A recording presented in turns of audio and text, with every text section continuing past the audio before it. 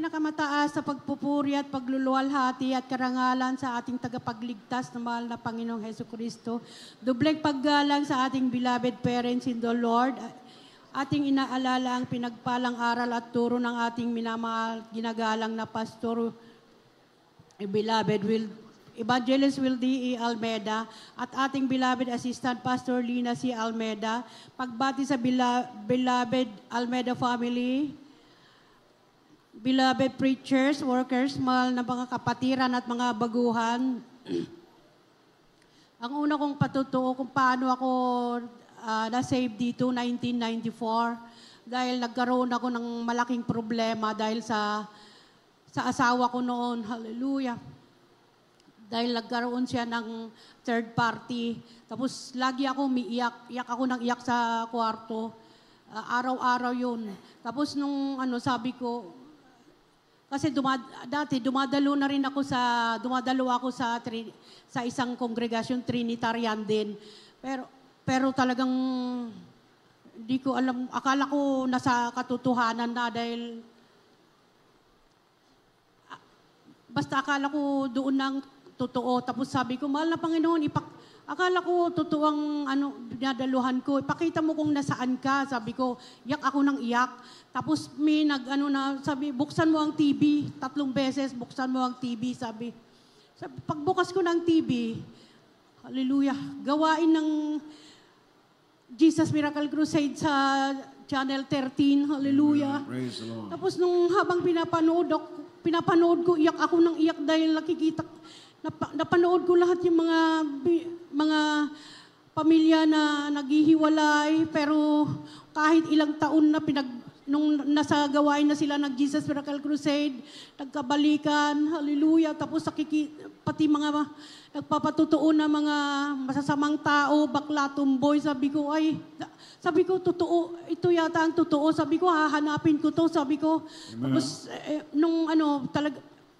baski galit ako sa asawa ko, sabi ko, hanapin natin yung Jesus Miracle Crusade, nakita ko sa TV, sa Marikina, sabi ko, tapos, yun, pumunta kami tapos dumalo kami. Hallelujah, praise the Lord. Tapos yun, tuloy-tuloy na dumadalo ako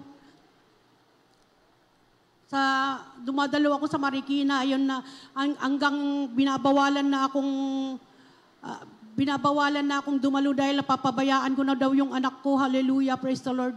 Sabi niya, nung may dumating yung punto na sabi niya, pag hindi ka pa tumigil dyan, hihiwalayan kita. Sabi niya, kahit hiwalayan mo ako, hindi ako aalis sa gawain na yan. Natagpuan ko ang gawain na katotohanan, sabi ko. Tapos inulit niya, nung mga nakaraan, ilang buwan na naman, inulit niya, sabi niya, sige, umalis ka na dyan.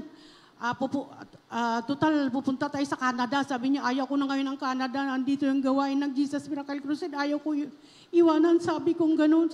Tapos sabi ko, hindi mo ba napapansin? Lahat ng karamdaman ko na mga migraine, ulcer, almoranas, mga rayuma.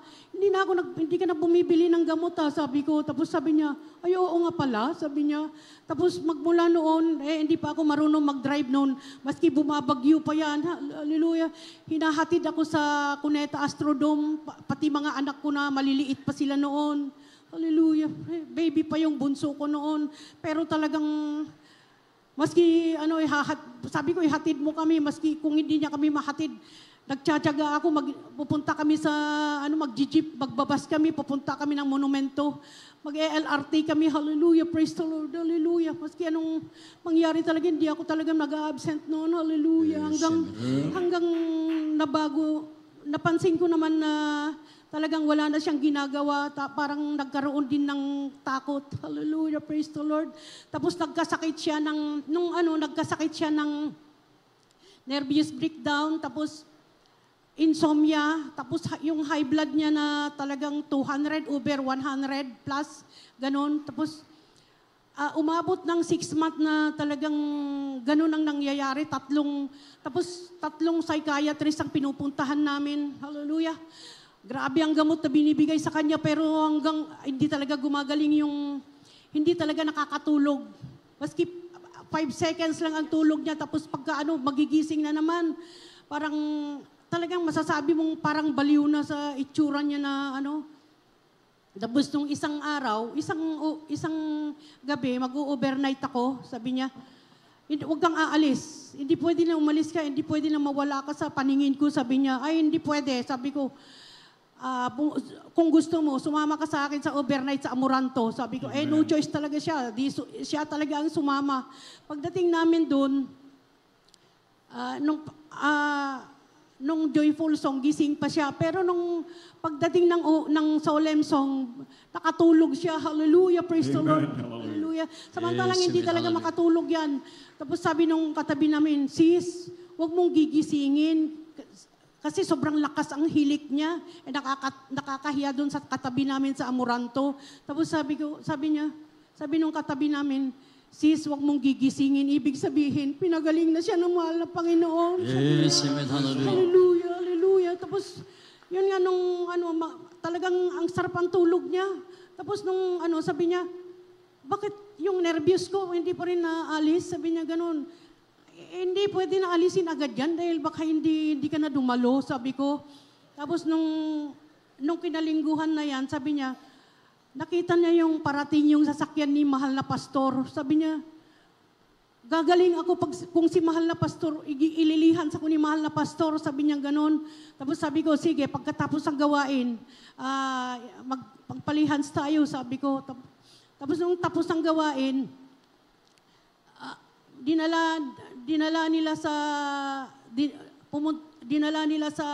yung mga brother, dinala nila sa kay mahal na pastor, maski si mahal na pastor na sa loob ng van noon, nilihans niya. Tapos sabi niya ganun. Tapos sabi niya, bakit di ka nagpalihan? Sabi niya ganun. Tuwang-tuwa, sobra. Sabi niya, alam mo, sabi niya ganun, nung hinawakan ni mahal na pastor ang ulo ko, bakit nakuryente ako manggang paa? Sabi niya ganun.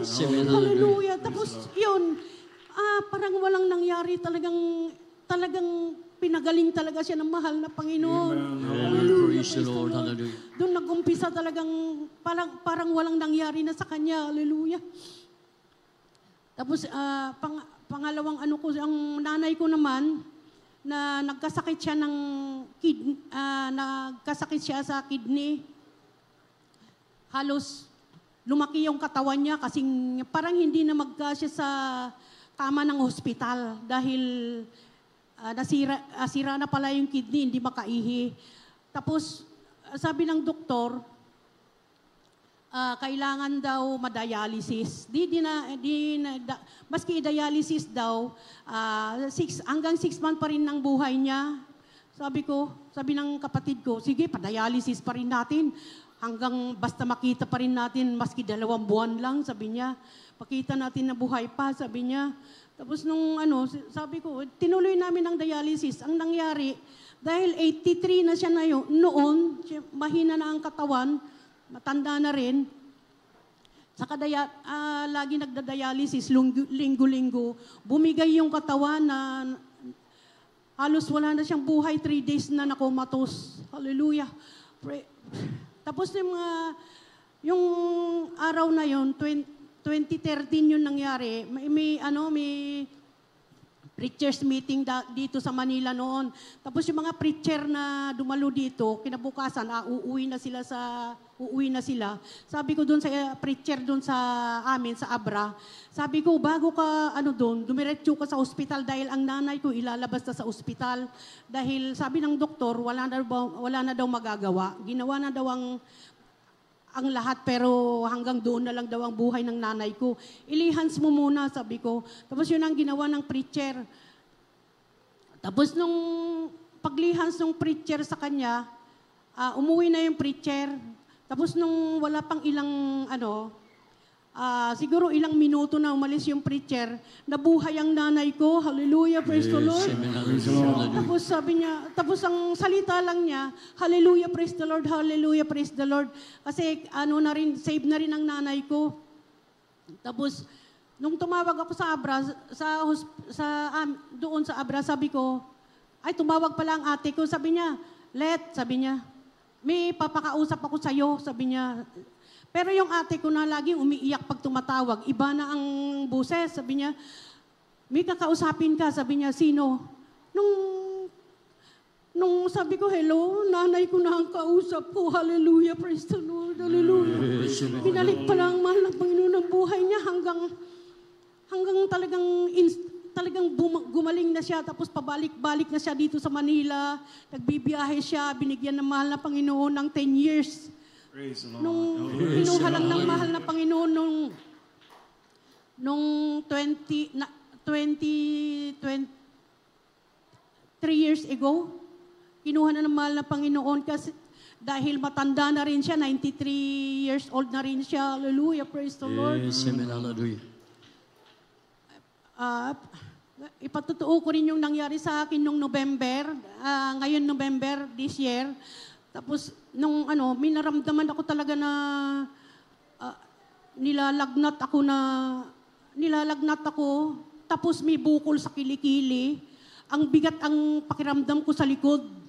Tapos iniisip ko, sabi ko, kinukwento kasi ng pamangkin ko na meron daw siyang kakilala na hindi niya alam na may breast cancer siya. Di sabi ko, baka ganun din ako. Sabi ko, ang taas talaga ang lagnat ko. Sabi ko, akala ko, talagang hindi ko na kaya ang sakit. Akala ko talaga kukunin na ako ng mahal na Panginoon. Tapos sabi ko, nagpa-check up kami. Nung nagpa-check up, kami sa, nagpa-mammogram, nagpa-ultrasound, ginawa lahat doon sa hospital, sa Chinese hospital. Talagang may nakita talagang may bukol, 3 sa breast ko. Tapos ang gusto ng doktor, i-biopsy. Sabi ko, hindi ako magpapabiopsy. Sabi ko, kahit anong mangyari, cancer man yan o hindi ako magpapabiopsy. Meron kaming mahal na Panginoon sa Jesus Miracle Crusade. Pagagalingin ako, sabi ko. Tapos nung sabi ko, hindi, pumunta kami sa Pampanga. Hallelujah. Pasting kami doon 7 days. Sabi ko, mahal na Panginoon, wag mo akong ipapahiya. Sabi kong ganun. Wag mo akong ipahiya, pagalingin mo ako. Sabi kong ganun. Tapos tawag pa rin ng tawag yung doktor. Mabuti na lang yung asawa ko, papuntang abroad. Sabi kong ganun, saka na lang ako magpabiopsy pag dumating yung asawa ko, sabi ko. Tapos 1 linggo yung asawa ko doon. Nung dumating yung asawa ko, tumawag pa rin yung doktor, sabi niya, kailangan pumunta kayo ulit dito. Sabi niya, ay hindi ako magpapabiopsy. Ang ginawa ko, nagpa-second opinion ako sa ibang hospital. Tapos, nung ilang araw na, nagpa-ultrasound ako doon, sabi wala na akong naramdaman sabi ko.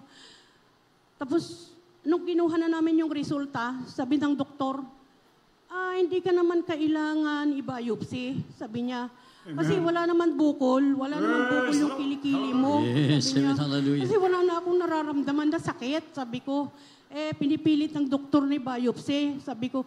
Tapos ngayon, ibinigay ko ngayon yung resulta ng biopsy ko sa check-up ko sa Chinese Gen, nagulat siya. Sabi niya, uy, may sakit, may bukol ka dito. Sabi niya gano'n. Anong ginamot mo? Sabi niya gano'n. Naggamot ka ba? Sabi niya, hindi ako naggamot. Sabi ko. Tapos, umiyak lang ako doon na sabi ko, praise the Lord, praise the Lord. Sabi ko, hindi mo ako pinahiya. Sabi ko, tapos, hindi ka kailangan ipabiopsy kasi wala naman Sabi niya gano'n. Kaya lang, after 6 months, sa January, balik ka dito, tingnan natin ulit, magpa-ultrasound ka ulit. Sabi niya, sige Doc, sabi ko, wala naman na ako talagang nararamdaman. Hallelujah, praise the Lord. Tapos tinatanong pa rin ng doktor doon sa asawa ko na gusto niya na pumunta pa rin daw ako doon. Parang hindi naniniwala. Talagang hindi ako bumalik hanggang ngayon. Dahil nanampalataya ako talaga na wala na talaga akong sakit. Hallelujah, praise the Lord.